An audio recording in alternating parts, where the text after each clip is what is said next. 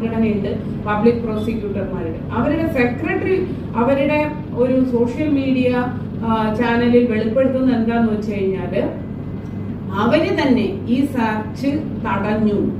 എങ്ങനെ തടഞ്ഞു? ഈ ഡയറക്ടർ ഓഫ് പ്രോസിക്യൂഷനെ സമീപിച്ച് അവര് ഈ സെർച്ച് സ്റ്റോപ്പ് ചെയ്തിട്ടുണ്ട് എന്ന് അവര് തന്നെ അവരുടെ വാട്സപ്പ് ഗ്രൂപ്പിൽ വെളിവാക്കി. ഇതിൽ നിന്ന് മനസ്സിലാകുന്നത് ഇപ്പോൾ നടക്കുന്ന അന്വേഷണം വളരെ മോശമായ നിയമവിരുദ്ധമായ രീതിയിൽ പോലീസിനെ ക്രൈം ബ്രാഞ്ചിനെ പിടിച്ചു കെട്ടിയിരിക്കുകയാണ്. അന്ന് അവര് സെർച്ച് നടത്താതെ തിരിച്ചു പോന്നു.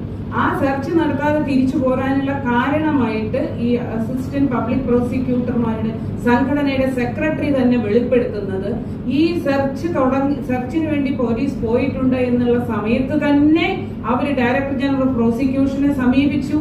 അദ്ദേഹം ഇത് നിർത്തിയിട്ടുണ്ട് എന്ന് നമ്മളാരും